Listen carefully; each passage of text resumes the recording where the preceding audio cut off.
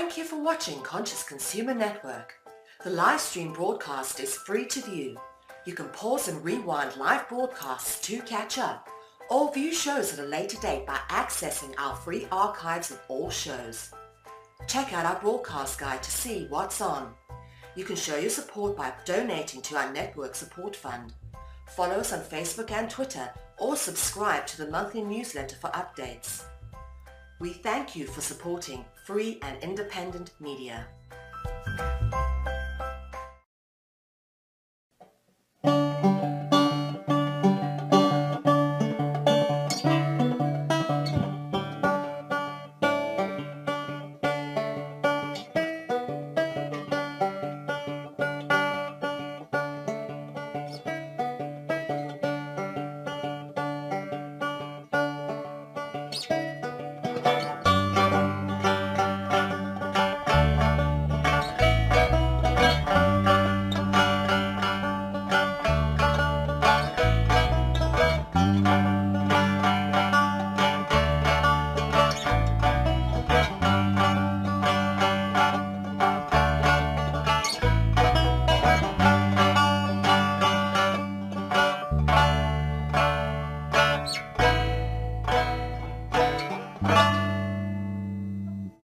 What is religion? What do you see as religion?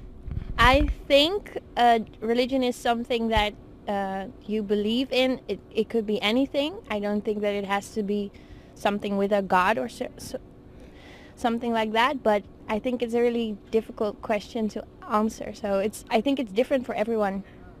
I think it has to be something that you can put your trust in, and something that guides you through difficult decisions, and something that you feel supported by. What is religion? Yes, it's difficult. It's a feeling. I think you believe in something. Don't know what. Okay. And what is belief then? Something that makes you strong. I once actually had a course on religion, and one thing I learned is that you can't really define it. Oh, that's a difficult question. Well, it's believing something more than something above us. Believing in one or many gods, I think. Religion is believing. Mm-hmm. Well, you want a short answer, so yes. that's the most... What is believing then? Yeah. Having hope in the future, whenever that may be, before or after death.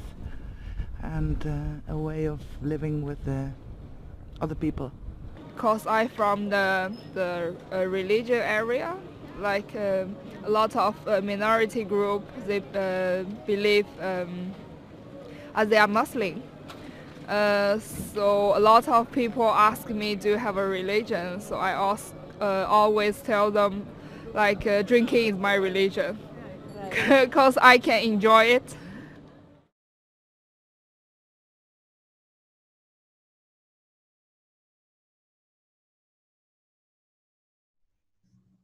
Hello, my name is Toltrain Stag. Hi, my name is Delilah Rivera. And I'm Dustin. Hi, my name is Gavin Sharkey. My name is Martin. My name is Maxwell. My name is Neil, and this is Youth on Subjects of the World. And today we are going to be talking about organized religion. So, first, how about we talk about religion in general? So who would like to start off? Maybe the definition of religion, or what our opinion on religion is.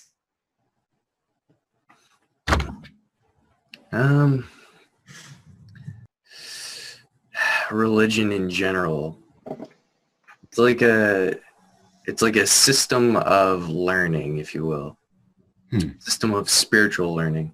But there are different aspects of it. Like, there's the spiritual aspect of it, but then there's the social order aspect of it. And that kind of differs between religions in one sense.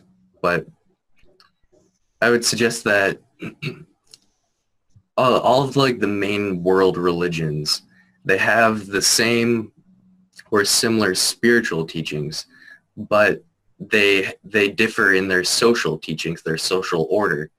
And that's because I think that each age of people have different needs. Like, so in a way, the social teachings of an old religion don't necessarily apply to us in the same way today as it may have, you know? So I guess what I think of religion is, I don't really identify with a certain religion. I will proudly say that I have no idea what happens, how this was done, how this was created, and what happens when we die, anything. Because anybody who says, I know, either they're lying or they're ignorant.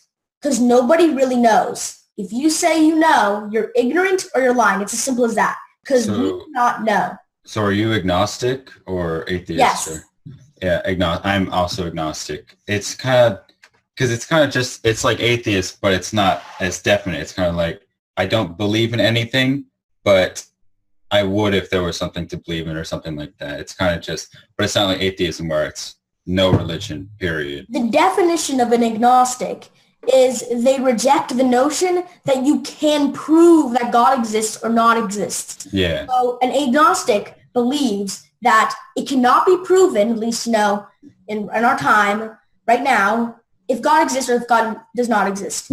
So right now, as I am, I'm like, I don't think there's some magical imaginary friend in the sky planning for me and that created me. But, if let's just take Christianity as an example. If Jesus Christ comes down and says, hey, I'm real, I'd be like, praise the Lord, I'm a Christian now. So if I get proof, absolutely, I'll convert right there and then. If I may say, you're only really talking about one religion, and that's Christianity. No, I was just using that as an example that if I have proof of any sort of religion, then I will convert to that religion. The way you were talking about it sounded a lot like Christianity. Anywho, the Dwala are Buddhist, but pretty much everyone else on my mom's side and my dad's side are Christian, or really, I don't know, because they don't really show any signs of anything, but we're pretty much neutral. Yeah. Anything to say on the matter, Dwala?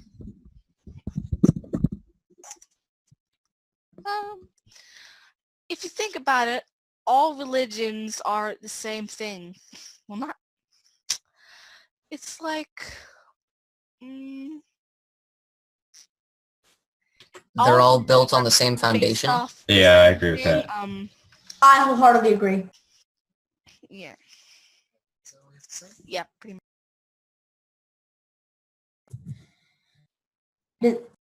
I am more of a Christian, but I'm open to anything. Kind of similar to Neil and Gavin. Like, my beliefs more identify with the standard Christian beliefs, but I'm open to anything, and I'm not going to get into an argument about who's real and who's not.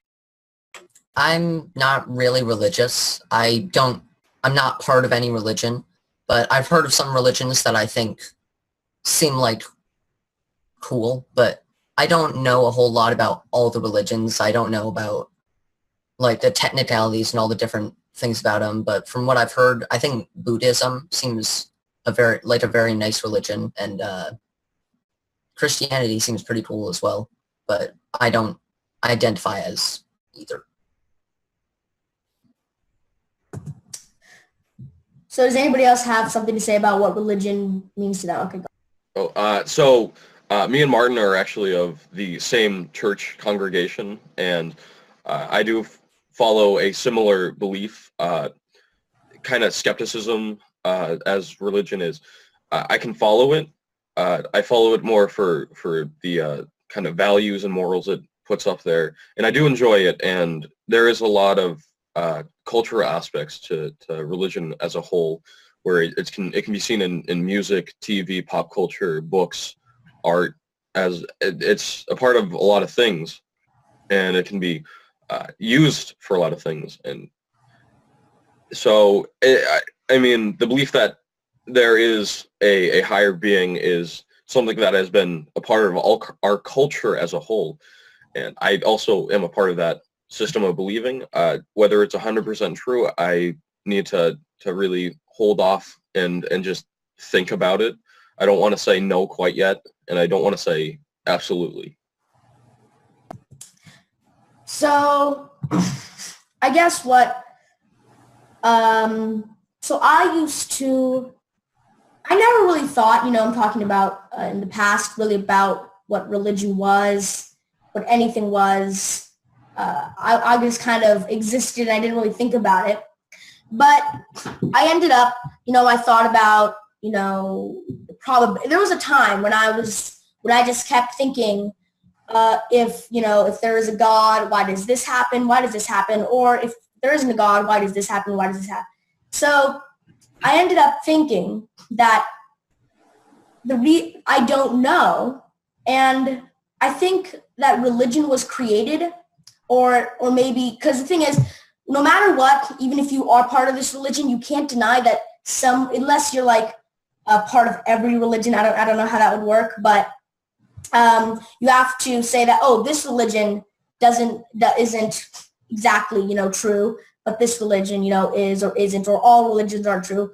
Bottom line is, I think the reason religion was created, or maybe certain religions were created, was because humans always have questions. They always need answers. That's a consequence of our, brilliant minds. So I think one of the reasons this happened was because we didn't have the means to answer certain questions. That was because if you think about it, not knowing what happens when you die, because dying is a scary thing to probably most people, other than public speaking, which I find weird. So dying, it's a scary thing to most people. So without any means to research or any sort of other thinking about it, I believe that religion was a very viable alternative for answers on how we were created, why we're here in this huge world, and what happens to us when our bodies cease to function. I agree that is a good way to put it. Yeah, because that is true. That we as people, we need questions answered. So, religion just comes as a side effect of that. I'm pretty much repeating what you're saying, but yeah, you're exactly right. Some would argue that religion doesn't come from man. They would argue that it's sent down from the greater intelligence into a human form in order to answer those kinds of questions, but also define what it means to be a human being. The fact that we have moral and spiritual capacities, unlike the other things in our world, that just they're compelled to go through the world and follow their instincts. We have a certain capacity, a choice between good and evil, like what we were talking about in the last show. I think what you're trying to define empathy. Are you trying to say empathy? That's another side effect from our brilliant brain. We have the ability to put, so to speak, ourselves in another person's shoes and say, would I want to be in that situation? I think that empathy is a part of our spiritual, our moral compass, if you will. And with that, we can tell, we get feelings of, this isn't quite right. Something's wrong about this situation. Or that thing that tells us, just go for it, just do it, just do this thing, whatever it is. But I think that I'm trying to organize my thoughts here. I think that there are two different ways of kind of going about life. We can follow our natural instincts like the other animals and other things in the world, but there's also a yeah, like a moral standard that we have because we're able to perceive it. And I think religion not necessarily being a branch of that human need to express our moral character, but it serves as a defining point for what we can strive to be. I don't know, my thoughts are kind of jumbled right now. Religion is really complicated because some religions are just so different from one another. In like, I don't know, religions are pretty weird, but also pretty cool. So, I think my opinion on religions themselves, it differs. So, I think people need to understand there's a huge difference. There's religion, the people that follow said religion, and then there are people at the top and the head of the religion.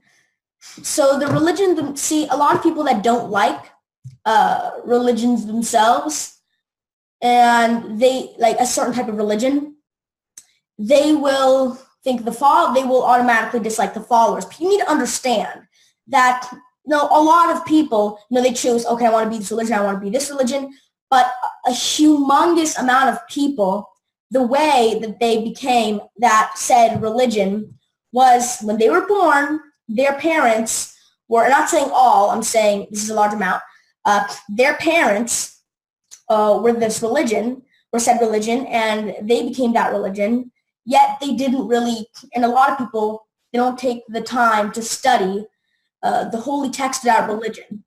So me living in the United States of America, obviously more Christians than anything else that I interact with. So I'm going to use a personal example. So I have this, so people that I know that identify as Christians, they don't really read their holy, I'm not saying if you're this religion, you need to read your holy scripture, or you're a hypocrite, you're this, you're that. I'm saying I find it, I'll use the word interesting, that they believe this is why the universe was created, this is how the universe was created, this is what's going to happen when I'm dying. They have so specific thoughts when they didn't even read the holy text. And I find that interesting more than anything else. And what I also find interesting is the complexity of religion due to the fact that there really is no hardcore proof. So let me give an example. People say, follow faith, follow faith. The definition of faith is the belief in something without any proof, which is why no matter what you follow a religion. So technically a religion, you don't need faith to follow a religion if you've had proof that that religion exists. Faith technically is a separate entity to religion. Faith and religion are normally used interchangeably. But faith is, again, the belief in something without any proof or evidence. And that is why I don't like the idea of faith itself, the definition of the word, due to the fact that you don't need any evidence. And I'm a person where I think if you want to prove something, if you want to bring an argument to the table, I'm personally, for me to believe in something, I need evidence and proof. All right. So I think we stayed on that subject for long enough. How about we go to what is the opinion on, I don't know, newer religions, those that have popped up? I mean, are they considered the same as, the religions, the older religions, or are the newer religions like, can they hold the same thing as torch as the other older religions? Well, the Church of the Flying Spaghetti Monster is one of the newer ones. I don't know the exact year it was created, but I looked into that religion a little bit, and it seems like it's pretty weird.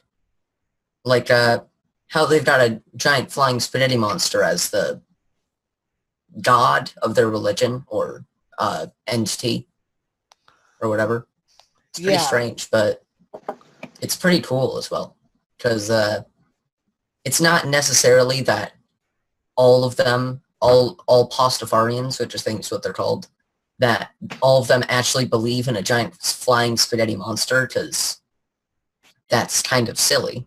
But a lot of them, it's just like, I find the religion funny because it kind of shows that anything can be a religion. Like a flying spaghetti monster, that can be a religion, as long as people believe that it is one. I think it's really cool. I was gonna say Church of the Jedi Order or Jediism, as it is called. There was a legal case about it a while ago, and it was actually kind of funny because a lot of the legal documentation had quotes from the movies in it. But it's one of those beliefs that a lot of it is focused around morals. I actually been to their website because it's quite fun to enjoy. Quite fun to research other kinds of things you've never been really introduced to. But it's interesting to see. It's if you've played a Star Wars game or gotten into the deeper lore of it, you've seen the same kind of like, oh, it's about believing in these kinds of values and morals so that you can become on the light side of the Force, which is kind of their cosmic being, similar to a god, kind of like that. And certain things will lend you to the dark side of the Force, and you want to be as beneficial as you can to society as a whole, so you can be on the light side. That sounds really cool, actually. I've never heard of that one before, but it sounds cool. So I think what fuels religion is belief. A religion can't really exist without without followers to believe in it. Because whether you like it or not, a religion exists through people believing in it. So if everybody were to stop believing in a major religion, because religion, we have to understand that we define things, right? And if nobody there is to follow a certain religion, it ceases to exist. And some people would argue that that would be a good thing, because a lot of what people argue is that religion is holding society back. That religion is holding scientific progression back. It's holding this back, and it's holding social progression back. Some people argue that, and they also argue that because then a counter would maybe a counter would be, well, what about, because this is a counter that some people give. They say, well, where are you going to get your morals from? And they say that we actually don't need religion for, this is what people are saying, you don't need religion for morals, because morals come from inside our head, and they come from higher brain function, again, empathy. So what do we think about that? Is religion holding society back? And if it's not, what benefits is it providing? Well, it is in some cases holding society back. At least, like if you look at like they're commonly. I'm going to talk about Christianity because we're in America. Like Christianity's views on like gay people and trans people, or just the LGBT community. In that sense, it is, because when you have like right-wing people, conservatives who tend to be Christians, honestly, that's a generalization, but it's kind of true, and they run the country, it takes long because they have these beliefs that are anti-gay, anti-trans stuff will be put into action that will set us back because of those beliefs. And that sucks, and that's really unfortunate. Yeah, and other places, what immediately comes to mind are places that have Sharia law enforced. Yeah. That is definitely much worse than anything Christianity is doing right now, currently in America, where if you read some of the things on Sharia law, it's frankly pretty horrifying. So in some cases, religion definitely is holding back society. So but what about in more things, and in general, any other opinions on other religions holding society back, or yes, or religion is religion in general holding society back? You go.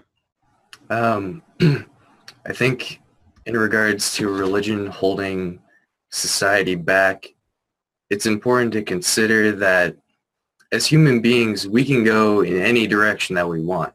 We can do the most cruel things. We can invent the most cruel sciences. We can go any direction we want. So is it necessary for the advancement of society, much like an example of a workout routine? You have to dedicate yourself to a certain routine in order for you to make advances, in order for you to build muscle in this case. And just like with religion and humanity, if we don't define ourselves, if we don't limit down ourselves in some direction, where are we going to go? Where ultimately I think we would destroy ourselves, because there wouldn't be any agreement, and people would continue to invent harmful sciences to humanity, and ultimately that's basically what the world has been so far, and that's why we're in so much struggle right now, is because people don't agree. Yeah, so one of the biggest things is, you don't agree with my thing? Well, I'm going to kill you. That'll make it better. So you see that's a universal thing in all this that's happening right now. Oh, you don't agree with this? Well, okay, well, I'm going to shoot you in the face. So there's definitely in history a lot of violence surrounding religion, and now with extremist religions, extreme religions following Islam. So, and, for example, Christianity, the KKK, you'll see these extremists, and it's all because of disagreements and not believing the same thing. And people would argue that, well, if we didn't have religion, we wouldn't have all these huge, horrible crises because religion is the main source of this disagreement. Well, what I was going to say was America itself was established on religion. It was the Protestant people trying to separate themselves from Christianity, and they basically went on the Mayflower as pilgrims, went to undiscovered, uncharted territory, and they basically settled there, established there, and then separated themselves from British colonies, and then developed themselves into this nation. This was based off of religious dispute. So, I mean, with most conflict, I think there is negatives to it. There are going to be people's lives who are going to be sacrificed, but I think sometimes there can be some benefits coming from disagreement as a whole. Not everything has to end up poorly. So religion, so when America was founded on secular principles because they were fleeing persecution from the British. So that's, it was founded as a secular state. And a lot of times you will see people preaching about how, so what I found interesting, keeping that in mind, is when people accused Barack Obama of being a Muslim. And I thought to myself, well, I don't think he's a Muslim. He hasn't had any, I haven't seen any proof of him being a Muslim. And then I thought to myself, I don't think it really matters if he's a Muslim or not, because this country is a secular state. So Muslims should be able to come into power, whether or not you agree with their religious texts, or you agree that it's not a good religion, or you agree that a lot of their followers are extremists. So let's just get one thing straight really quick. Out of all the religions, there's no religion where every single follower is an extremist who is willing to do horrible things. Let's get that straight really quick. So I just wanted to get that straight real fast. So even if this religion, you think that this religion, oh my gosh, it's so hateful. It's such a hateful religion. It's promoting nothing but hate and violence. Not every member is, a hateful, horrible person. There are people, who are, born in America who are Muslims, American citizens, American-born citizens. There are people who are Muslims who are willing to do horrible things. There are people who are Christians who are, just regular people. And then there are people that believe in white supremacy and they would like to be in the KKK. So I just want to get one thing straight. When we're talking about religion, and if at any time we say, oh, this religion does this, we're not saying that if you're a follower of this religion, you must be this. You must be a horrible person. You must be a horrible person.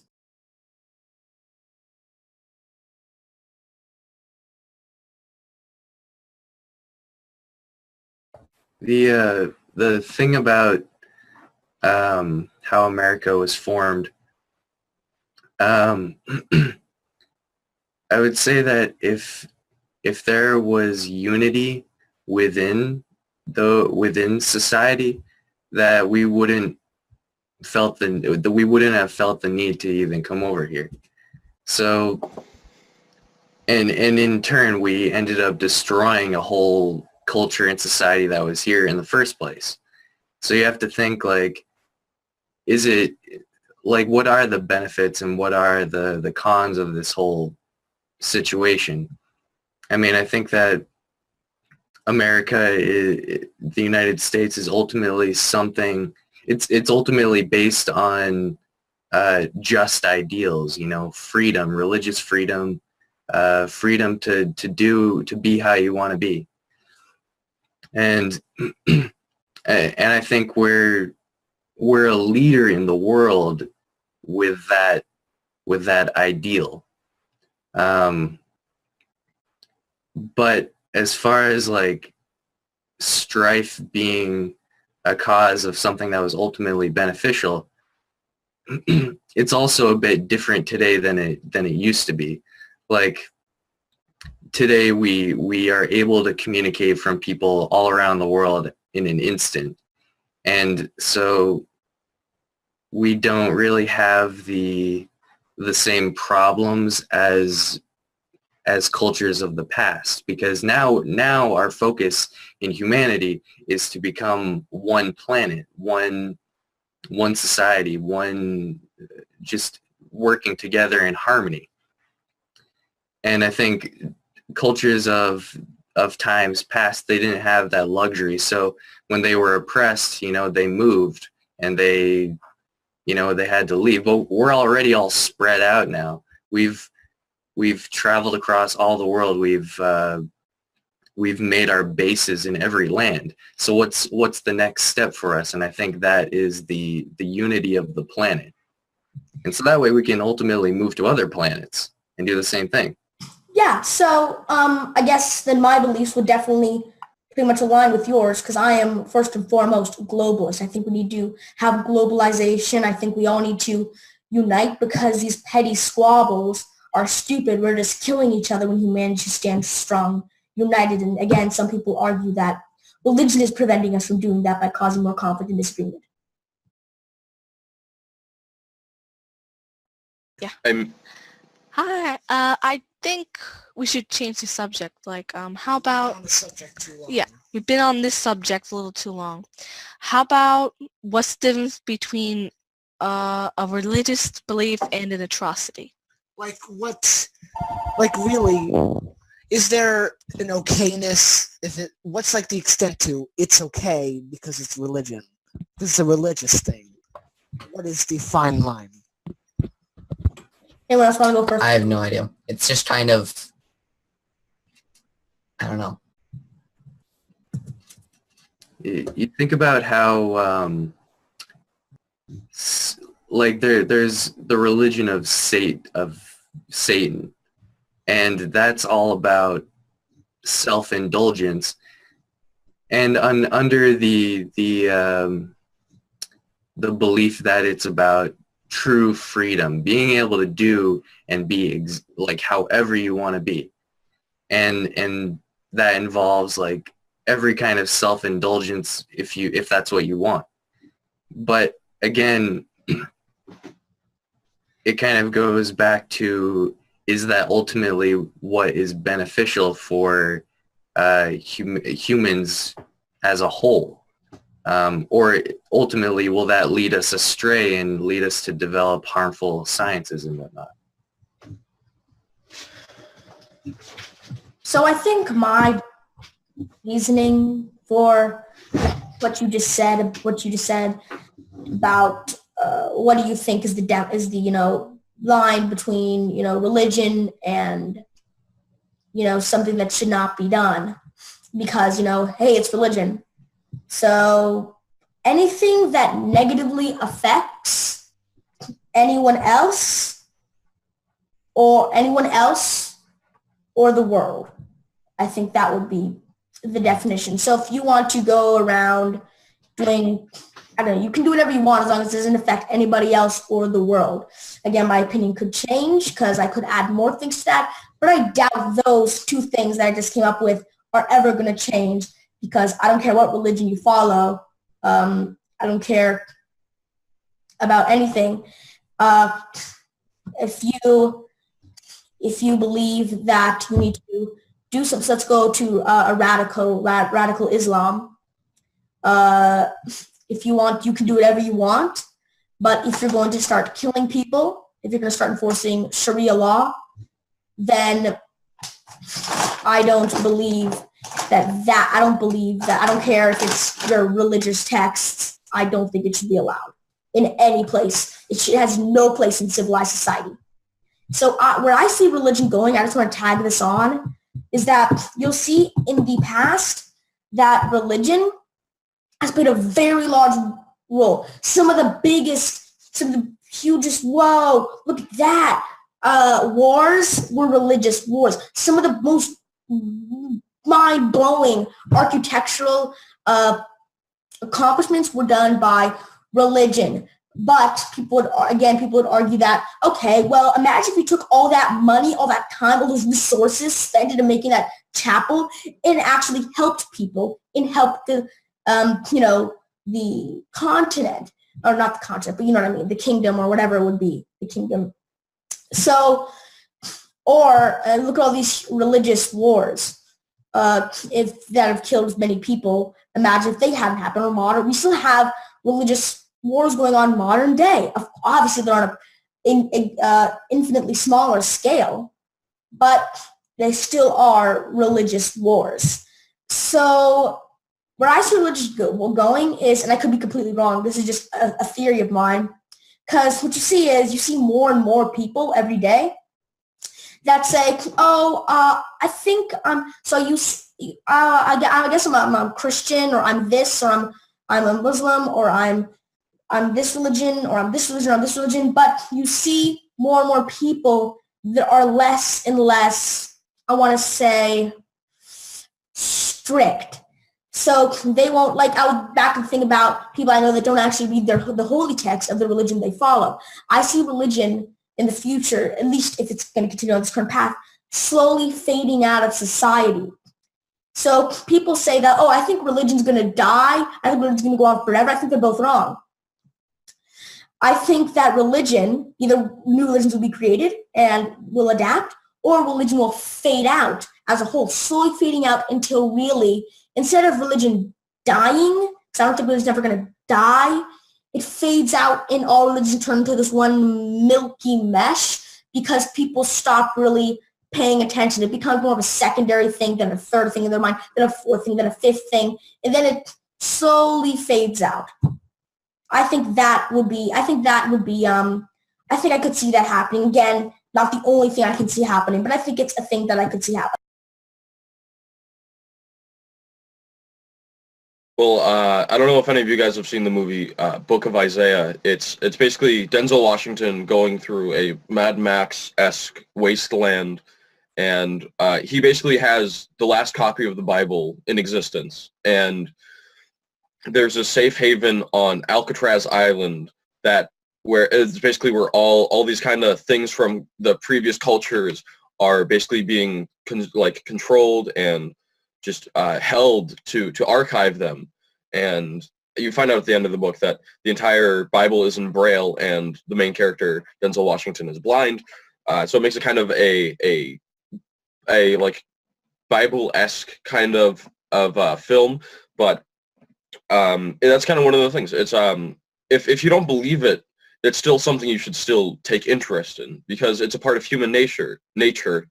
And I'm sorry for spoiling the movie, but I was really excited. Stop right there. Stop. I'm kidding. Oh no. But that's what I'm saying. Like, if you don't believe it, it's still gonna be there. It's still a part of human history, no matter what side of the spectrum you believe it on. It's the same thing with the what was I gonna say? Lost my train of thought. Same thing. Neil deGrasse Tyson made a list of I think it was like the 10 books every intelligent person should read, and some things were like the Bible or like the Quran or these religious texts. Even though Neil deGrasse Tyson himself is an atheist, he still reads these things because it's not just a religion. It's a part of human history, and it's still something that people should look into and not necessarily follow.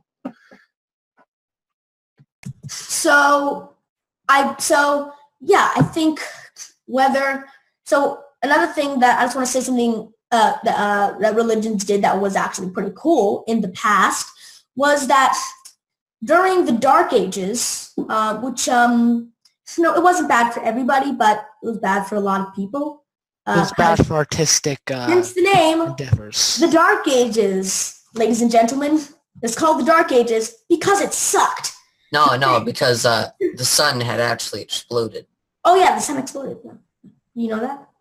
Oh yeah, it's very, very, it's not well known. Not well known, but the sun exploded during the Dark Ages. So anyways, during the Dark Ages, a lot of seats of power and seats of, governing were actually, and, seats of, hey, you should do this, advisory seats were held by religious buildings. There were safe havens. So these are things that were good. These were good things. Now, unfortunately, religious wars did spark out, but, that's still happening nowadays. As long as religion will exist, I'm pretty sure there will be religious wars. Unless we all magically convert to one religion, which will probably never happen because humans are extremely unique and extremely stubborn and stupid. So that's a good thing that religion did. It provides a place of safe haven and a place where you can be with people that share your beliefs. See, a lot of people I talked about another reason other than, I just converted, other than, I converted because I believe this is real. I talked about a reason that, I was born into this is what I know. And, from that could a lot of times spark, okay, I guess I'm said this blank religion, but I don't really read the Holy Script. I don't really do this or that. But I'm completely lost my train of thought, so I guess I'll come back. What was I just saying? I think that you should make an educated decision before choosing to follow any religious belief. Like, don't just follow blindly because, like, your family does it or you think you should do it. Just, like, read up and, like, make an informed decision. Yeah, but most people, and I just remembered my train of thought. So I'll just go back to what I was talking about. So they find that a safe haven there. They can say, I'm with people that I can agree with. It's more of a social event than anything else. Even nowadays, it's a lot of people, their religion, maybe they won't say it, but because it's a social thing. And a lot of people, they don't want to go out and see conflict. They want to stay in their little hole where they can be with their close people that share their exact beliefs. And first of all, I completely respect that. Even I absolutely want to be with sometimes with people that, share my beliefs and I can talk to them and, basically just agree. Oh, I agree. I agree too. I agree. Because, that makes you feel good. Hey, look, these people share my beliefs. So I'm not saying it's necessarily a bad thing. I'm saying that's another reason why religion could be fading, could be fading out, because it's more of a social thing than anything else, a way to get and see people. And like you were just saying, Martin, that's another example of somebody that could, they don't really, make an educated decision. That's not really that much of a problem for me, because that people that really don't make an educated decision, they have a more of a tendency to more stray away from the strict beliefs, and it just becomes more of a social thing. Well, not everyone has the luxury to make a decision, because some people are born into religion. They are born into a family that is, I don't know, Christian or Muslim or whatever, and then they go to a school that teaches that, and that's all they know their entire life. Maybe they kind of inside know that they don't like it and they want out, or they want something else, but they don't know what it is. Or maybe they just don't know anything else. Get out of my way, because they just weren't taught anything else, because that's all they've known their entire life. So you're right. If someone has the ability, like if they're older and they know, they can do the research, they can read the Holy Script, Bible, the Quran, whatever, and they can realize maybe this is for me, or maybe none of this is for me, and that's great. But some people just not what they can do, and that's unfortunate. So, so another example of something that's more, I want to say, extreme than, I was born into this religion, so I follow it, is where Sharia law, it's against Sharia law, punishable by death to leave Islam. So I don't have a choice extends to such a dramatic way of losing your own life. So there would be the example of your family would ostracize. I can't say the word today. Ostracize. Ostracize. I can't say that word today. Ostracize you because you left their religion, or there are videos on YouTube, no matter how heartbreaking they are, of somebody coming out as being homosexual to their family, and they would completely say, it's a choice. God didn't make you that way. You're choosing this. You're choosing Satan. You're choosing this, blah, blah, blah, blah, blah. When in reality, as scientific studies have shown, it's not a choice. So, and, there's that extreme, the extreme of leaving the religion, the extreme of, that, and then, there's a huge jump in life. I think in regards to tradition and what was it?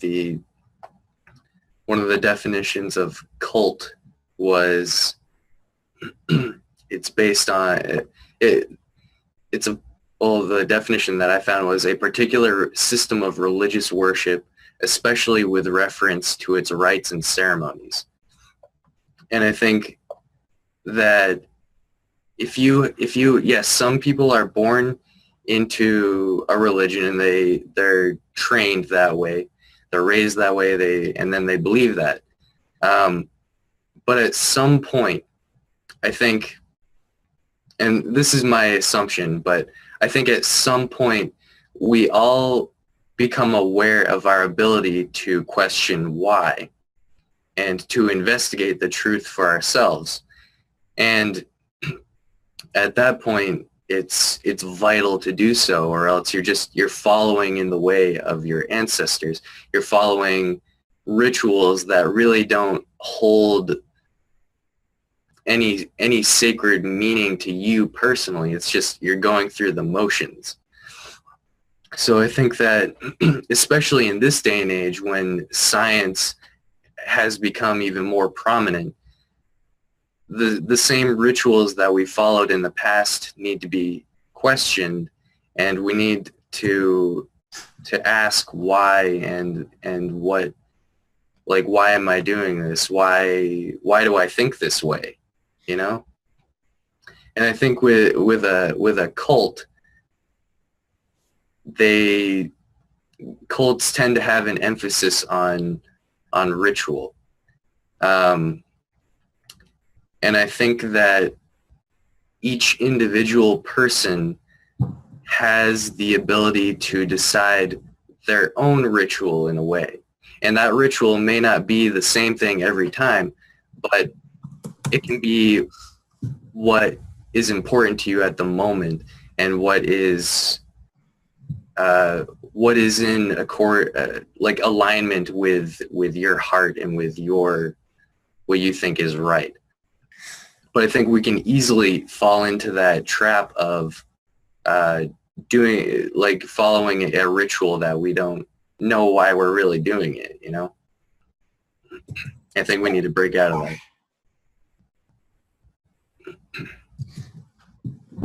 So, unfortunately, and I can't stress that unfortunately enough, a lot of people don't reach that day of, I'm questioning my beliefs.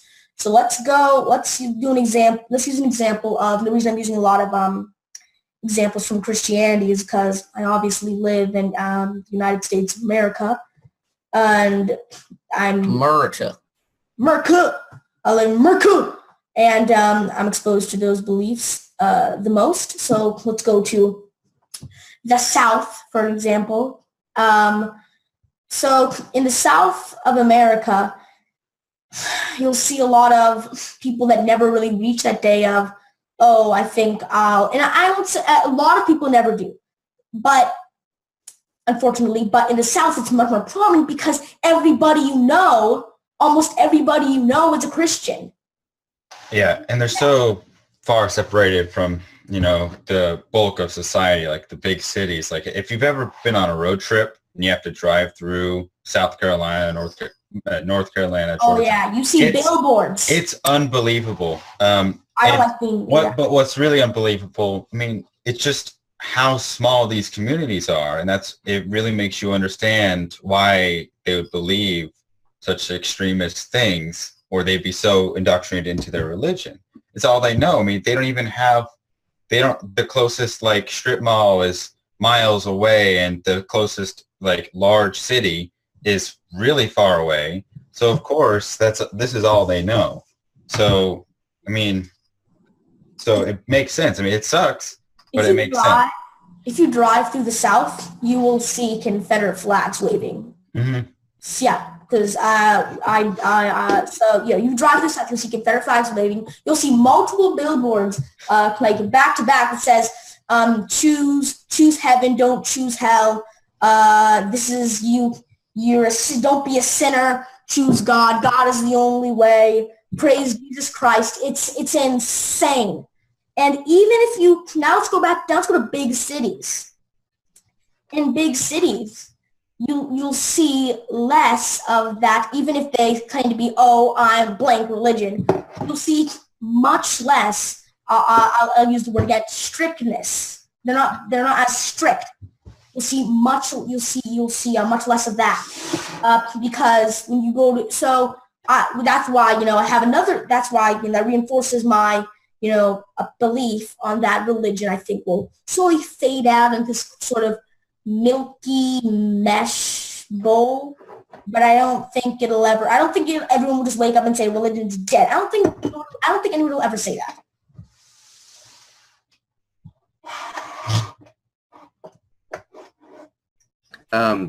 In regards to there being rituals in the bigger religions like Catholicism and Judaism, though you have to think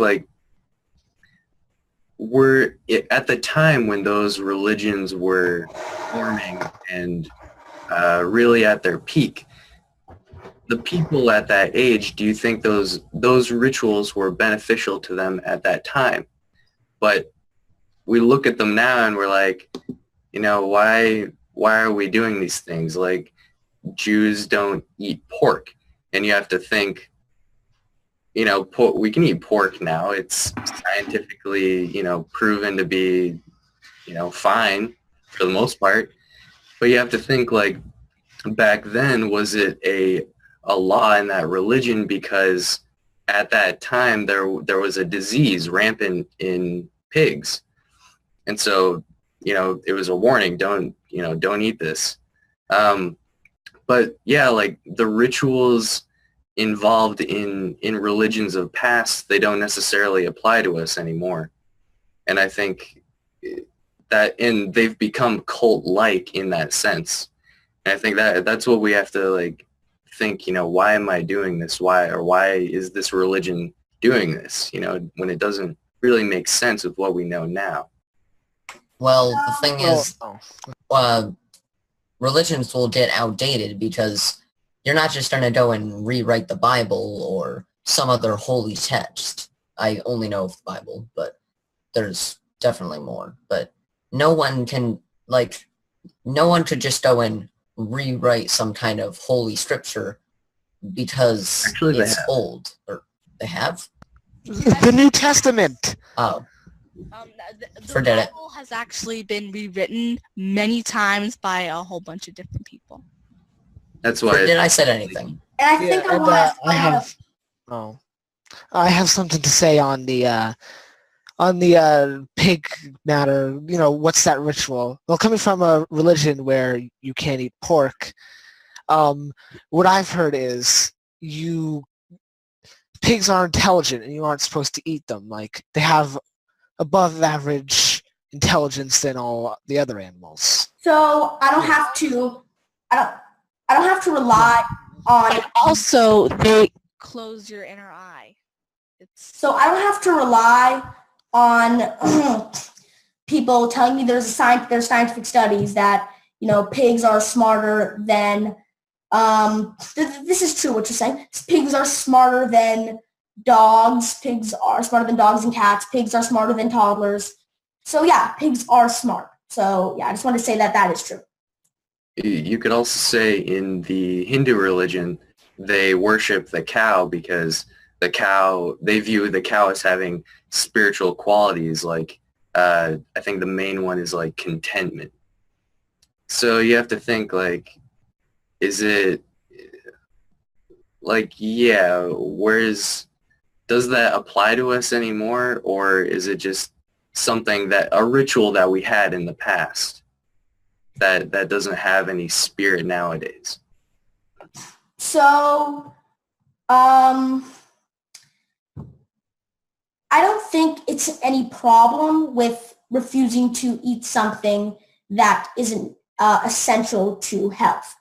So if I refuse to eat pork, I refuse to eat beef, I refuse to eat, all these sorts of things, I don't think it's not really a problem. Again, it goes back to the same thing that I said.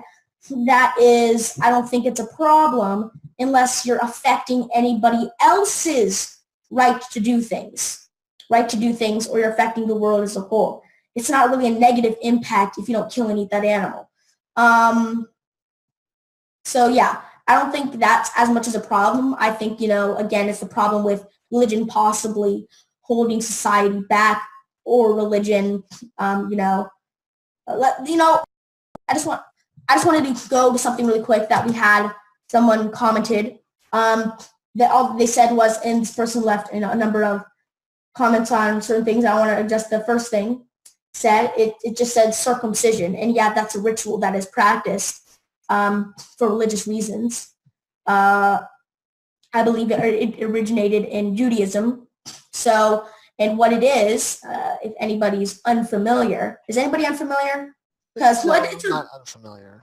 It's irrelevant if anybody else is unfamiliar, because we'll explain it for the benefit of the audience. It's a little bit, gruesome, so tune out if you don't want to hear this. So what happens is, on the penis of a baby boy, there's a bit of skin, and they take it and they cut it off.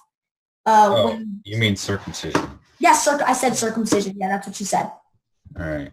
So, yes, and that's what happens, and it is, and people would argue that, wow, that's extremely, and there people say that, oh, it's actually cleaner because blah blah blah blah. There really haven't really been any scientific studies saying that it's cleaner or not. There really haven't been any scientific studies. It's actually because the foreskin, it does play a part. Every part of the body plays a part. People say, oh, the appendix, it doesn't play a part. It plays a part, okay? There's not going to be an organ that simply does nothing. The appendix, if I'm correct, it houses a reserve of bacteria and disease-fighting cells that will be released at a moment's notice. into the bloodstream to help combat problems. So there's no part of the body that doesn't play a part. And even if it's okay, even if in the end, it really doesn't matter if you're circumcised or not for health reasons as much as it does matter.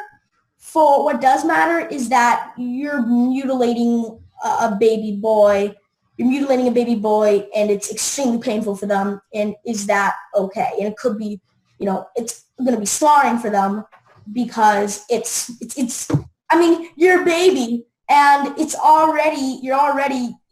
you're there, and then boom, you're getting surgery, minor surgery as soon as you're born. And there are no painkillers for babies, by the way, guys. So when that circumcision happens, if there's a problem with the foreskin when you're an adult, you will get, you go to the hospital. They'll give, locational painkillers so you won't feel the pain, where it is. You won't go unconscious, but, you won't feel the pain where the operation is taking place. But they don't have any painkillers for babies. They don't give babies painkillers. So you're just taking scissors and you're cutting this.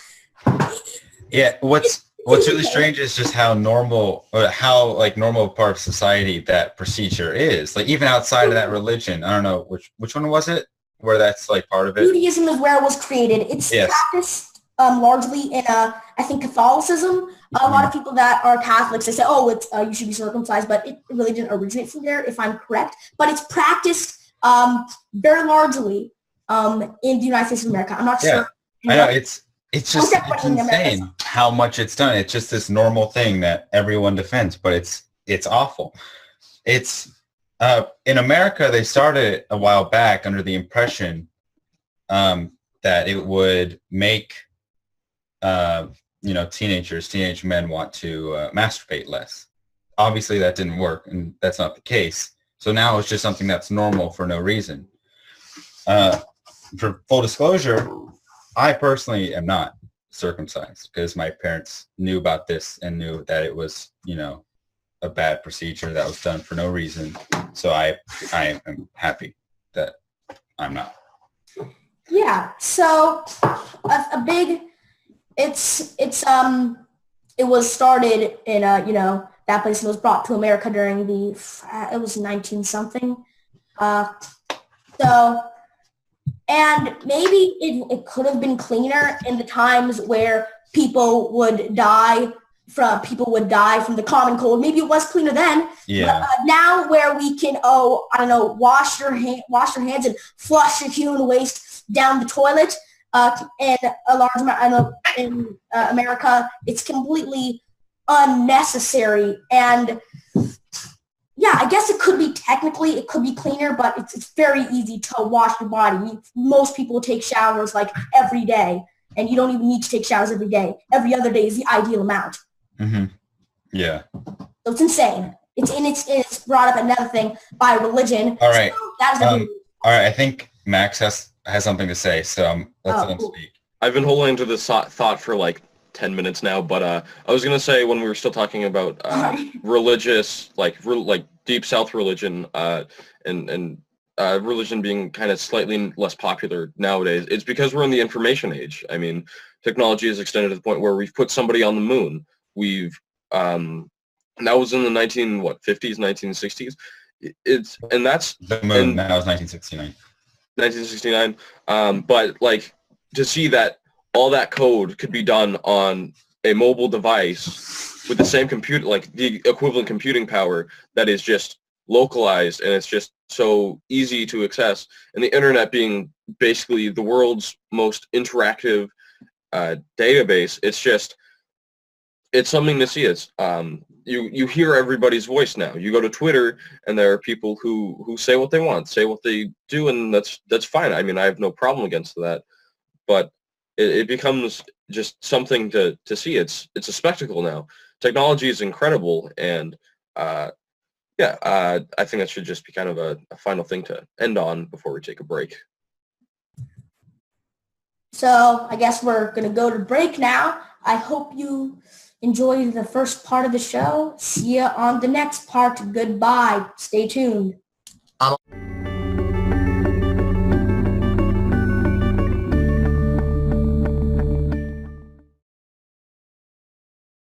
Spirituality is love and compassion, as far as I'm concerned, and meaning that, and particularly meaning that you are not just being rationally stuck within sort of what you think your body is wired to do.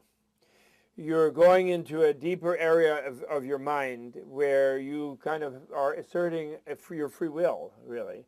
And you're choosing to be friendly and compassionate with people, whether or not they irritate you or whether or not they've done something to you. You're nevertheless choosing some sort of extraordinary, what we might say extraordinary. It shouldn't be extraordinary. It's actually not really, but we're conditioned to think it's an extraordinary response or outreach to people. And that is spirituality. Spirituality really is touching. And when you do that, and you sort of let go of your sort of self-protective and defensive controls, what you tap into is the nature of the universe, which is the flow of energy interconnecting things. And so then you naturally feel like interconnecting. And spirituality is where you let go, therefore, of your narrow, tight sort of control, identifying yourself just as your body, and I'm holding on to this, and I'm holding on to my chair, and this kind of thing. And that's really what it is. And whereas religion, and it is, of course, the heart of religion, too. But unfortunately, religion has this other component where it goes into, instead of what the sociologists might call pattern transcending activity, or mental activity as well as behavior, it's into pattern maintenance activity. And it becomes a tool of the state and the society and the conventional culture to control people and say you have to do this and you need that ritual and you obey this rule, and it stifles people, spirituality actually. And in the name of it, people will kill each other and they'll hate people who don't have the same belief instead of being loving and friendly. They will misinterpret, or they'll allow the priesthoods to misinterpret the teachings of the great founders who were truly spiritual and who said, don't behave like that, and they start behaving like that, the Roman Catholic Church. The Catholic part is great, universal, and the Church of Jesus is great, is really great, but the Roman part is the Roman Empire from Constantine, and it's a dominating thing, and it isn't nice. And it's conflicting even for the priesthood. And of course, many of the priests are saintly and wonderful. When they were more great mystics, they were better before the Protestants made them try to be more social, but to compete with them. But they too much adopted the stance of the Roman Empire is the problem. And religions do that.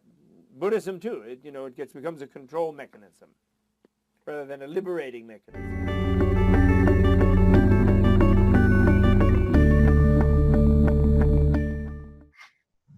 Oh, we're already back? Hello. All right, we're back. Quick break. Yes. Hope you enjoyed the break video. So, unfortunately, Coltrane had to leave, so he won't be here for the second half of the show, unfortunately. But I'm sure we all can see we definitely appreciated him being on this show and having, him here and his opinion. All right, so where did we leave off? Circumcision. Yes. Pleasant topic. Let's move on from that. Yeah, let's move on from that. I think we talked about that. Unless anybody wants to say anything, of course, go ahead. But we ended on technology and how information spreads pretty fluidly through the internet and through how what we've established so far as society goes. Yeah, I was actually going to, like the point you made earlier that you're talking about, I was going to make a point similar. Like nowadays, like when we were talking about the people in the South and how it's much more difficult for them to break free of like their beliefs and their parents' beliefs, it's slowly becoming easier because unlike many years ago where they just had what their parents and their school was telling them and that's it, now they have the internet. So even in that area, there's like a chance that they will start to break free from it and have a completely different point of view. So that if that holds true in the future, like religion, like Neil was saying earlier, might slowly start to not entirely fade away, but just get different.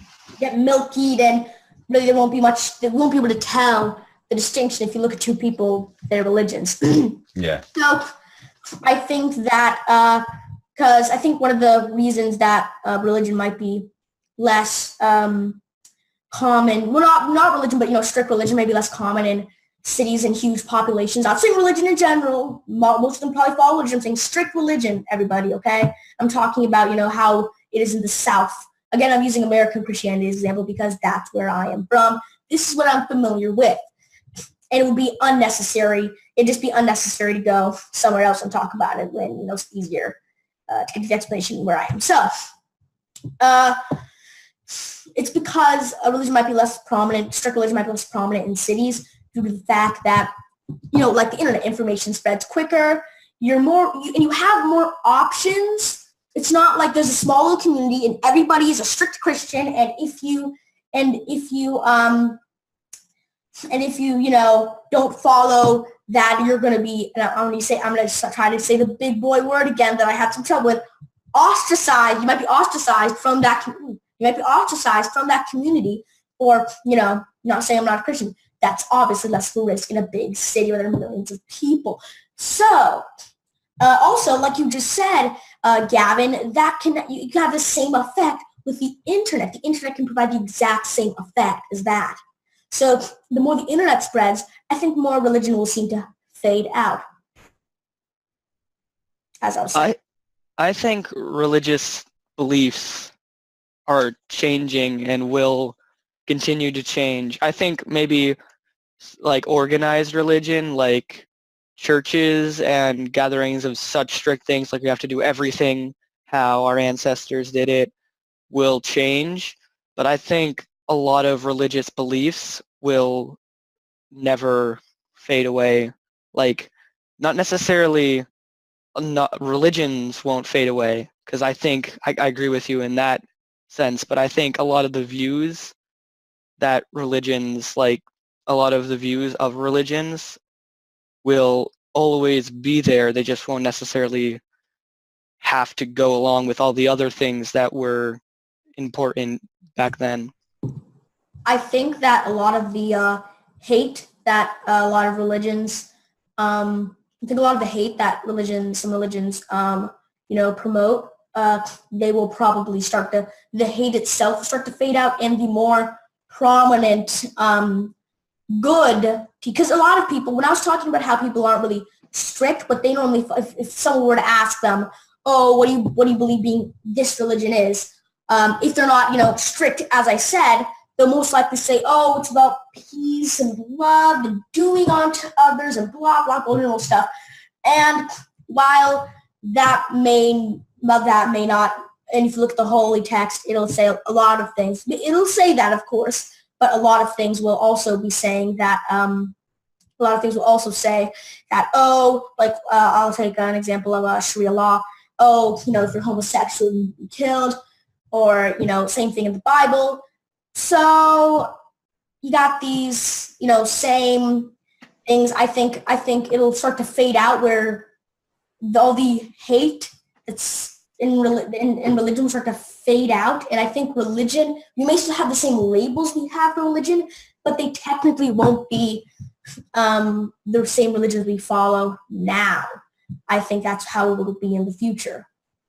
One thing I was going to say was I'm thinking there's just like this separation between society and religion as it is. It's like society has their own progressive and regressive ideas that come and go. And I think religion, since it's more based around tradition, those things hold true. And that's why we had things like a few years ago, we had homosexual marriage being allowed, and something like the church wouldn't agree with that because it's against tradition. That's something that they didn't enjoy.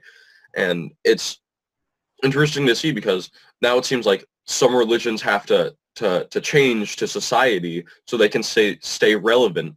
Because when you don't serve, when you don't make a wedding cake for a gay wedding, it looks really bad. And then you're going to have a lot of people who can communicate with each other massively easily just booing at you consistently, and that's going to make you unpopular. That's how you go out of business, and that's basically how society is going to start going from now on. And religion's probably going to have to follow that, as if you say something or do something really unpopular, you're going to get known as this organization of hate that creates fear-mongering, that creates this idea that it's unacceptable to listen to some of the things that society does, and that also kind of correlates with religious beliefs holding back society. Same thing with like Sharia law. When you mentioned that before, there's been many videos of women and homosexuals who have been killed because of their beliefs. One in specific was somebody basically having an assassination attempt on them because they were a woman and they wanted education, and that was something that's like really powerful to see, because in society today, education is not universal necessarily, but there's public education. No one should be denied the access to education. No one should be just have it removed from them based on one factor that they really can't control necessarily. So it's a very big divide, and that's also where it's more religious. These people are having more control over society, and that's something that if you want a globalist idea of how the world works, you're going to have to change some of these things. Yeah, I think that is a great point. Highlighting how the religion is gonna, start to, it's gonna change as it has. It's gonna change and it's going to adapt, and it's gonna, start to mold to our social values. And I think that's what's gonna happen when I say religion fade out. That's what I mean. I mean that if you were to look at the beliefs of what will happen in the future and the beliefs that we have now, they'll be so different, but they may have the same labels. That's what I mean by fade out. So I want to quickly jump onto something. It's, like to some people, do they need religion to, to have morals? Do they need them for morals? Is God the only thing keeping them from, if they need that for their morals? And to that, I respond that I say to them, because a big argument used against atheists, an atheist community, on YouTube or something, would be, if we want for religion, we go out murdering people and this and this, and see, you want to go murder people? Atheists have no concept of morals, and again, they're a byproduct from our mind. We have higher brain function, which allows us to have empathy. That has nothing to do with religion. Although religion does promote, a lot of religions do promote that sort of thinking. But unfortunately, a lot of religions also promote that thinking while simultaneously telling you to kill people and telling you to torture people. So, yeah, which one would you take? Would you take the religion which has, oh, you can help people do this, oh, but you have to kill these people if they do this? Or would you take, I just want to have love and peace for all people? Yeah, it's a pretty easy choice for me. And to people that actually argue the fact that you don't have morals because of God, I say, so if you knew God didn't exist tomorrow, would you go out killing anybody you could because you just didn't care? I mean, it's pretty insane. And people might argue that by saying, oh, but God does exist. Even if I don't believe in him, that gives me a moral compass. And then I would say, okay, then how are you doubting my moral compass? Because even if I believe in God, God is guiding my moral compass. Therefore, your entire argument is not valid. So that entire argument is just it's just flawed. And it's not as bad as people who actually use it as an attack. Not an attack. I'm using the word attack as in a debate, when really it's just a really flawed stance, and it's just a last resort to say, oh, my religion is valid because of this.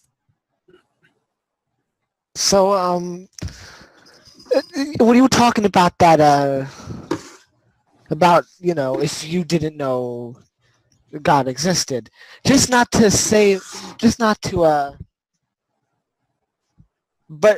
this is a reality, of course, but in the television show Preacher, it's a really good show.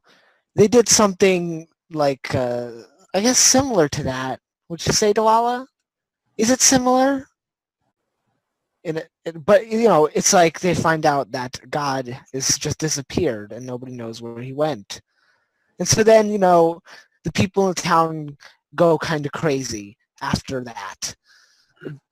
And the town explodes. It's not really... But of course, this isn't real life. but I can't help. I think that wouldn't happen at all. That's completely insane. But then, some people might think that. I don't know. Do you have anything to say on this, Delilah? No.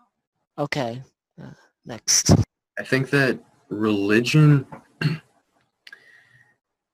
they're like what Martin said in the comments, people use religion as an excuse to justify their hate. And that's something that isn't a part of their religious teachings. It's their own delusions. It's their own justification, which is obviously imperfect. But as far as religion, hold on, let me think. I tend to ask the question of myself, do we need religion, or can we go through life solely on solely on science, pretty much, on science, on what we can observe? And I think that science is the measurement and the observation of material things, but we also have to think about the spiritual qualities that we do have because of our developed brains and our mind.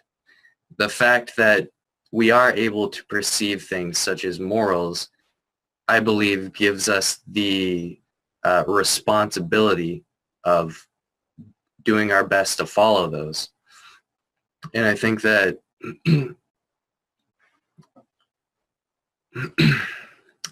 religion, it brings up another question. Oh, I'm kind of scattered right now, but it brings up another question. Are there prophets or prophets that are divinely ordained with the message of God, or are there just regular humans and no prophets, and the humans come up with the religion and determine what the laws are, what everything is? I think that is a really important question. Like, are there prophets or are there not? So I think one thing we have to quickly touch on before we talk about that is the fact that, and this could be argued against, the existence of these things even happening. So prophets even existing, or people who have powers like that. All of those things happened when we didn't have huge amounts of information, wealths of knowledge, and really cool stuff like cameras. Because nowadays, if somebody says, "Oh, I saw this enlightened being called," we'll call them Billy Bob. I saw this enlightened being called Billy Bob, and they were he was spreading the teachings of the religion called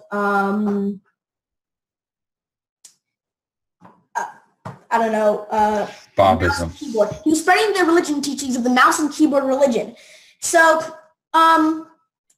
nowadays, somebody would say, they'd say, "Prove it. Give me a picture. Give me a video. You know what? How about this? How about you buy me a ticket and fly me over to wherever you are? I'll see them for myself." See, it's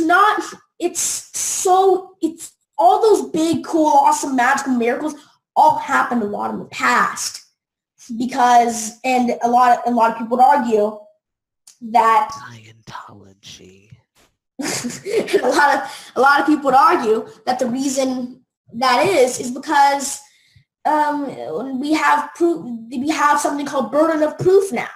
So, but a lot of people would argue that, and I just want to touch really quick on what could be.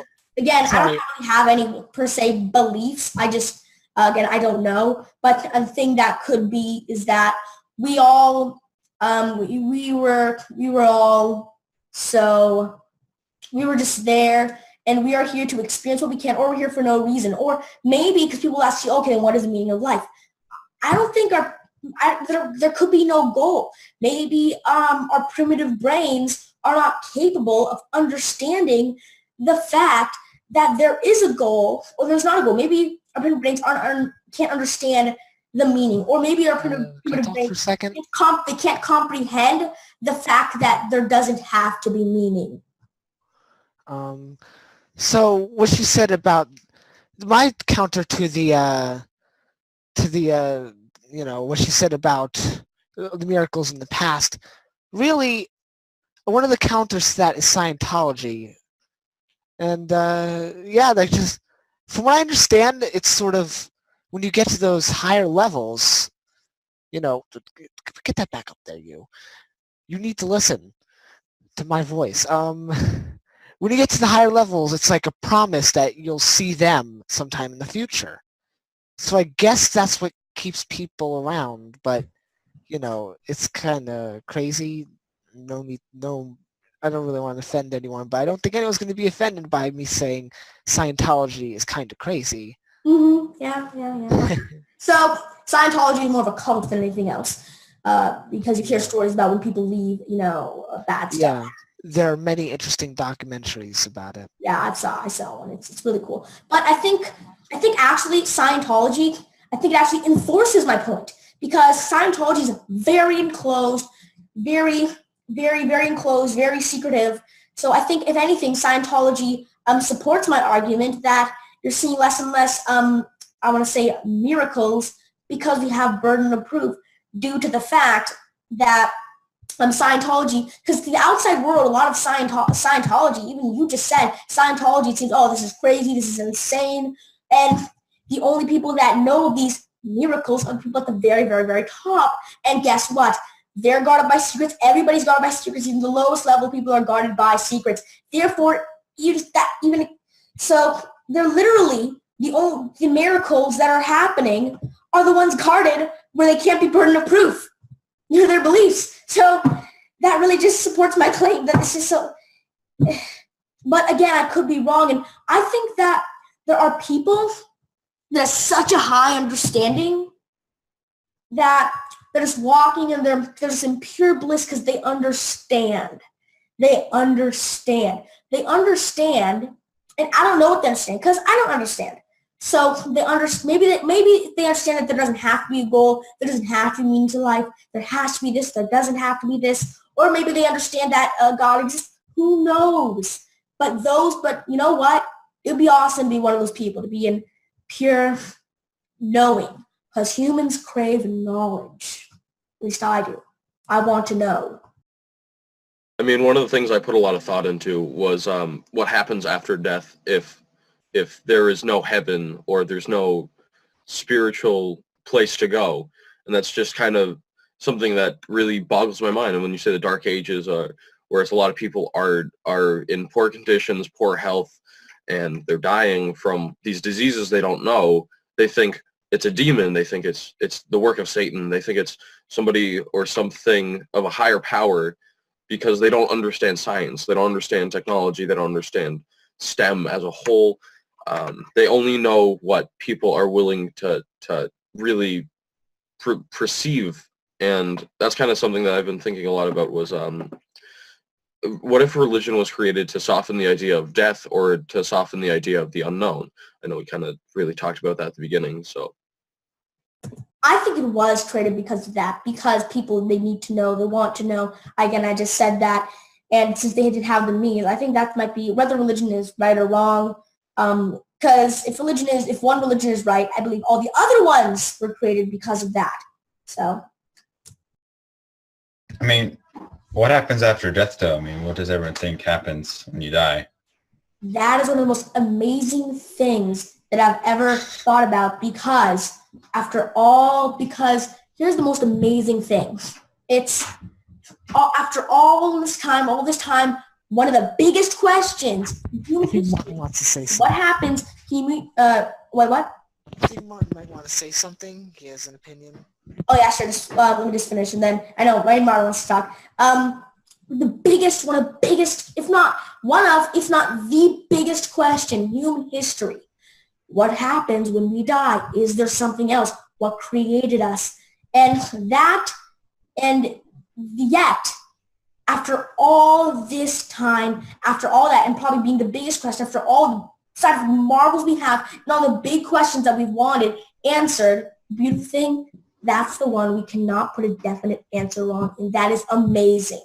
Yeah, because everyone who knows the answer is dead. Yeah, I haven't died before. Anyway, Martin, you wanted to talk, and I know Leandros, you wanted to talk. I think religion is important, especially like the life after death thing, because it gives a lot of people hope.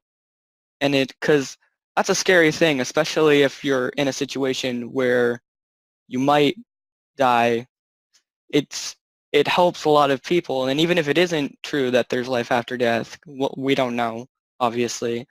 But I think it's important because it gives a lot of people hope.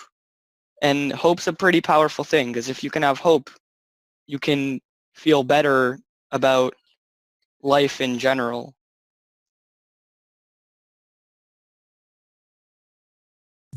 Do you want to say something, Leandros? I thought you just... No, I'm good. I'll say something. I think the idea of death is a little bit irrelevant because irrelevant regarding religion, because religion is about how we can live now and not in the belief that life is eternal. So if we're bad now in this life, it's going to come back to us. We can't escape it by dying. But I think that religion is mostly for how we can live right now so that we benefit for it later in the eternal existence, whatever that may be. But there is an eternal existence because there's infinitude. It's a scientific fact. There's infinitude, and that means there's eternity. And how we exist in that eternity has yet to be determined, and we won't know until we're there. But we can come to the conclusion that there is eternity. So I think that, in our definition, in our in the majority of humanity's current definition of life after death, who knows if it exists? But there is, like you just said, something that happens. And what happens is, even if our consciousness is only in our brains, because when we think about afterlife, it's normally we think about consciousness in our brains. But really, matter, it doesn't get destroyed. It's just redistributed. So even if Earth is destroyed, the sun has a supernova or something.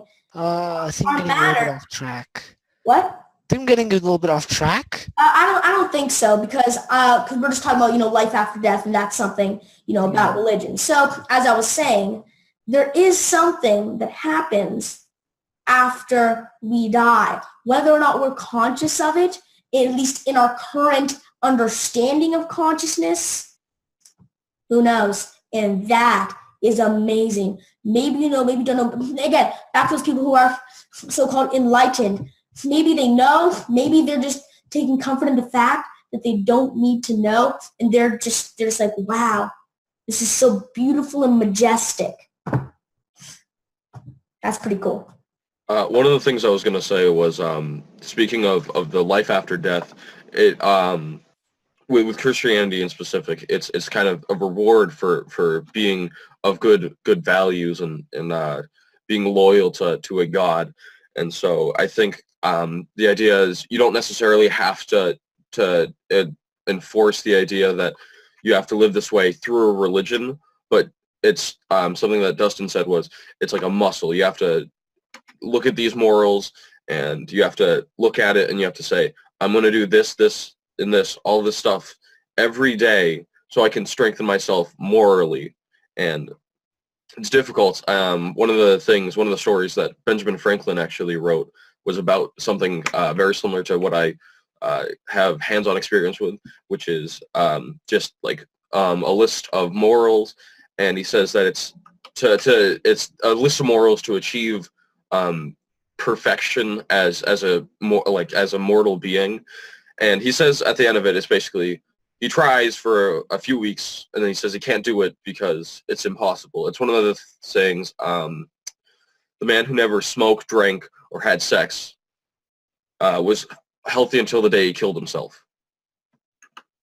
Oh yeah, that's it's actually pretty hilarious. So I think that the thing you were talking about, you know, Christianity, it's, you know, being loyal to, you know, your God, and, you know, you're rewarded. But for like, if you restudy Christianity, it's actually, because the reason I reject a lot of traditional afterlife things is that it's pretty immoral. So I'll just use Christianity as an example. Again, I use the same justification that I did last time. It's what I'm most familiar with, so it's easy for me, and it'd be unnecessary to go into another one for a specific topic. So it says in the Holy Text that if you accept Jesus Christ at any time in your life, you are a Christian and you will die and you will go to heaven. So this can be a bit of a, I want to say, uneasy topic. So if, you know, you don't like it or you get uncomfortable, you should probably tune out. We're going to go to a scene. So Jim and Jane, I'll just come with random names, are walking down the street. And Jim is a Christian. Jane, she doesn't really know what she is. She hasn't really accepted Jesus Christ. And in this potential universe, Christianity is the one true religion, but of course nobody knows that, as they don't now. So, and then we'll call this person Jonathan. Jonathan walks up and was like, "Hey, how's it going? Give me your money or I'll shoot you right in your face with a gun." And so, yeah, Jonathan, he seems pretty immoral, right? Well, so Jim, they both get shot, in short. They both get shot. And Jane dies of her injuries right there and then. And Jim survives, and Jonathan escapes. Jonathan, by the way, there's a much more dramatic version of the story where Jane could get raped, okay? So it's the same concept. I'm not going as dramatically into it, okay? But Jonathan, again, Jim's a Christian, but Jonathan accepts Jesus Christ on his deathbed. So the end is Jane goes to hell. Jonathan who accepted Jesus Christ on his deathbed goes to heaven with Jim, and Jim gets to spend the rest of eternity with Jonathan, the person who murdered, and if you want to go with the more severe version of the story, raped his partner. And will they be mad at each other? No, because in heaven, everybody's happy and there's just love. That takes away free will. And that, to me, that's very immoral, and that's a scary possibility. Well, if I could say one thing before you talk, Dust, in the Buddhists, what Buddhists believe in is when you go to the hell, you get punished in a fair way. You stay there for a certain amount of time, and you get reincarnated as, say, you move up in the chain again. You get the proper punishment, and I can see I don't really understand why it's perfectly moral to send people to hell as God, if God is the ultimate. No, my point wasn't to send people to hell. It's immoral to send that person to hell just because she didn't have evidence to believe in that, and she was shot on the scene. Well, and let's say she was shot in her throat, so she couldn't accept Jesus Christ on her deathbed. Yeah, that was a bit of a.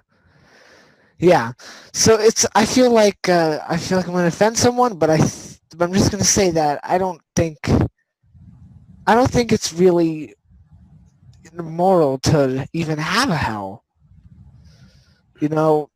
As weird as that might sound, I know that's going to offend somebody, but if someone gets sent there incorrectly, you know, over a misunderstanding or something, then, you know, it's not really, you know, I'm just rambling. Whoever best you on that. Well, I think what you're trying to say is that heaven and hell, it's not always black and white. Yeah. I think that's an important concept in this day and age, is that heaven and hell isn't a black and white concept. Just because we might be sent to hell doesn't mean that we can't still do good and go to heaven. You know, it's not like we're condemned for eternity. We still have that free will. Just like if we were to be in heaven, if we were to be in this perfect place of joy and love and all of these, everything wonderful that we know of, we still have the choice to reject that and to turn away from that. And personally, I think that heaven and hell are states of being, and that's why it's not black and white, because you at a moment's notice you can turn away from the light, and that to me is like being in hell, because it's like you're not feeling joy, you're not feeling love, you're not feeling any of these wonderful emotions, you're not feeling any of these wonderful states of being. But in another instant, I can turn towards the light and I feel this stuff, and I feel content and I feel satisfied. I feel like I'm on purpose. Life seems to be clear. And I think if the afterlife is anything like this life, then we'll still have that choice. Yeah, thank you. That's what I was trying to say. Thank you. I believe that the idea of hell itself is not immoral, because if somebody is a genuinely horrible person, regardless of their religious beliefs, and they go to hell for a certain amount of time, I don't believe that's necessarily immoral. So and if there's torture or something involved, it's probably immoral. But if it's something, I guess it would be torment either way, but more of a pondering upon what you have done and appropriate consequences upon what you have done.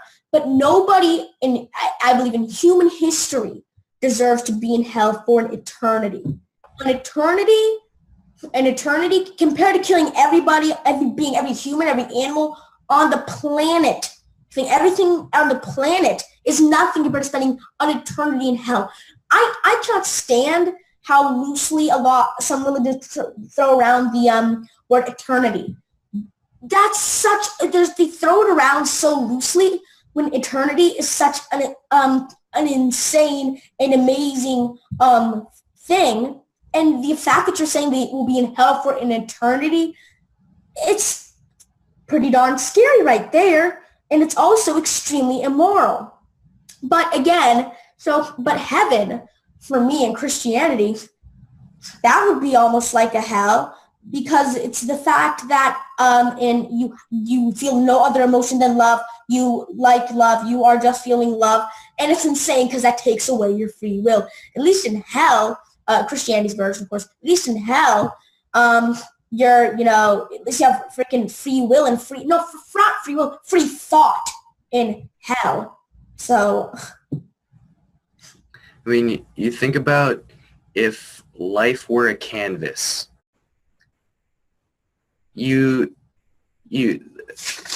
life is like a canvas. It's like a piece of paper. It's all white.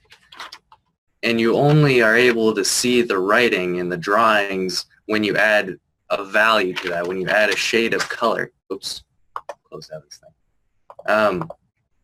So what am I trying to say? So in regards to one person's idea of heaven could be another person's hell, you think as far as like material images, yeah, one person could find great joy in, I don't know, jumping off a cliff without a parachute. And I don't know, just a weird example. And then another person could think, that's the scariest crap, and I'm never going to do that. But you have to think about what the underlying feeling is. And I don't think love is an emotion. It's rather a state of being. It's rather love is the motion that allows everything to happen. It allows free will to happen. So yeah, I don't really know how I'm going to wrap this up. I guess that's it. One of the things I wanted to say was, where does it say that if you go to heaven, you lose all forms of emotion? Yeah, I mean, I don't know what's written in the Bible about it, but do we really know what heaven is like? I mean, you're kind of explaining heaven. I sort of guess there's this general idea that heaven's like this infinite field of flowers that's all like love and happiness, and that's eternity. But maybe that's not necessarily it. It's more like you have your own heaven and you choose what happens, and it's what would make you happy forever. Yeah, like what if heaven's like Pittsburgh, and hell's like Detroit? Come on. All right. Well, I'll have you know that Detroit is a wonderful city, okay? Hashtag visit Detroit today, all right? Book your plane ticket, 50% off. There's also, I think, a difference between emotions and feelings. Emotions are the chemical interactions in our body, and feelings are, I don't know, I have a hard time describing feelings, but I think they're different. And I think if you imagine a heaven, it's not with the emotions, it's with the feelings, if that makes sense. Yeah, that makes sense. And I don't know, this goes back to the afterlife discussion, but like kind of how I feel about afterlife. I'm not Christian, so I don't align with the heaven hell argument. I just feel like you just move on to the next life, probably. You leave this, and then you become someone else, and you live that life. Because I don't understand how there has to be an afterlife. What's the alternative? It's just black forever.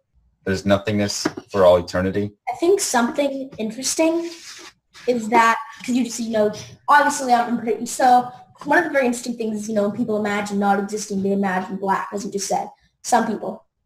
So I think what's really interesting, and even though maybe because you also have to understand that maybe our consciousness doesn't define what we exist. Maybe even if an atom from our being is there, that we existed there.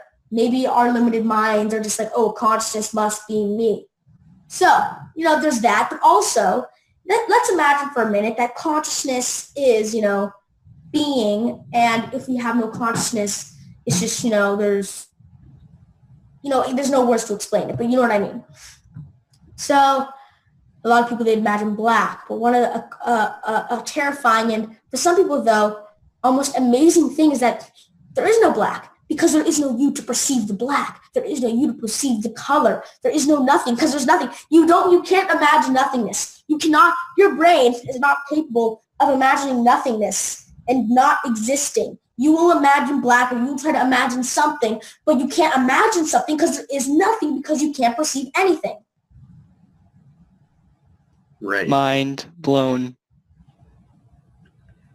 Right, because nothing doesn't exist. It's nothing. Go on. One of the things I wanted to touch upon was, what are your thoughts on like tribal religions, like Native American religions, or like spirituals where they have like shaman, and then people who are of higher belief, such as like the Aztecs? I think it's every culture has their religion, like Christianity, pretty much all of them, all of the big world religions come from the Middle East. But yeah, every culture has their own religion, their own moral conduct, their own ideals to strive towards. and possibly their own prophets.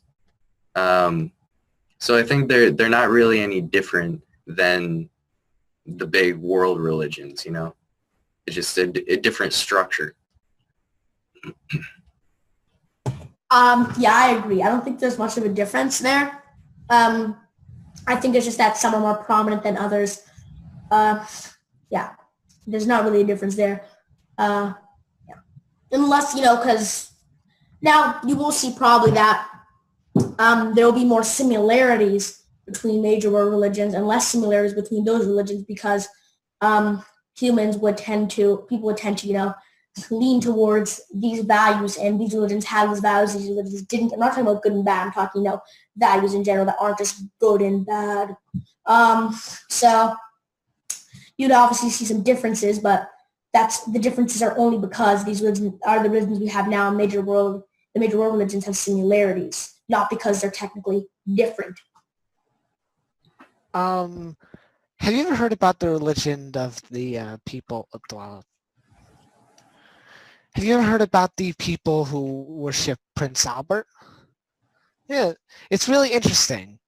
They regard him as a god, and they have women who were supposed to be his wives, but those women are allowed to have their own families and do their own thing, while waiting for him. If he's like exchanged letters and such. They've sent him things. He's sent things back. I find that really interesting. I don't know where you can find the documentary, but it is something that you should probably look up. It's really interesting. So unless anybody has anything to say on unless anybody else has something to say on what we just talked about or something else to say, maybe we should do closing notes. And maybe that should be revolved around maybe I think we're talking about where do you see religion going, but what is your opinion on religion in general? Should it exist? Should it not exist? Is it for good? Is it not good? All right. I feel the general, underline, the bottom line of most religions is good. The treat others as you like to be treated. I guess most of the 10 Commandments, that's good. The way it's been warped by society nowadays and the bad parts of it, the Old Testament, the oppression, from Sharia, that's the bad part, and that sucks. But so it could be good, but it's not great nowadays. So I don't know. It's complicated. It should be good. Yeah. Religion is complicated, and I guess that's my closing note.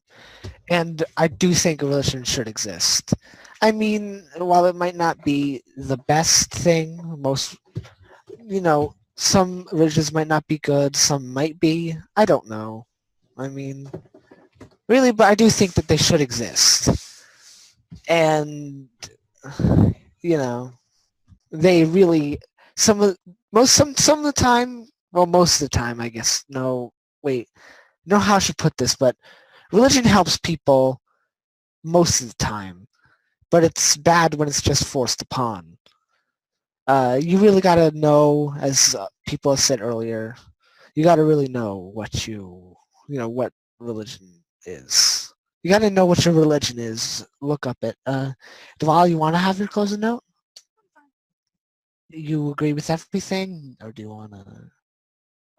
All right. So yeah, that's my thoughts. I think as long as someone else's opinion isn't directly affecting you, that you should respect everyone else's opinion. Unless they're directly attacking or affecting someone else or yourself, you should respect everyone else's opinion. Yeah. Because, a lot of the times we really don't know what's going to happen, whether or not there is a God. So you should just respect everyone else's opinion on things. Yeah.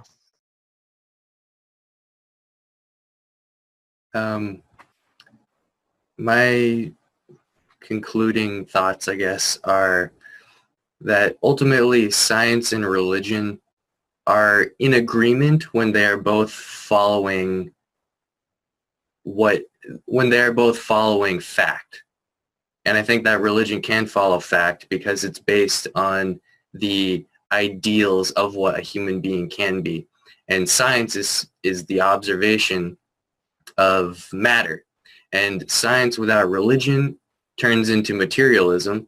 Religion without science turns into dogma. And ultimately, they're two wings of one bird. And I think that all of the qualities that we as humans idealize and strive to be, they're all rays from one sun. And ultimately, that sun is one entity, and which is why I think all religions are connected and ultimately one. Sorry for that short interruption of mine, but I was going to say that religion is an important part of human history, as it is influenced by many. It influences many things, and then it just kind of comes together as the existence of humans. You don't see this with animals. You don't see this with anything else. It's unique to us because we have a conscience. We have our own well-being and beliefs. That's really it for mine. I'm sorry, I was a little rushed. So I guess with religion, I don't really think religion is necessary in our day, in this way. And I think in a lot of ways, it is holding society back. I don't think we need it because we really don't know most things.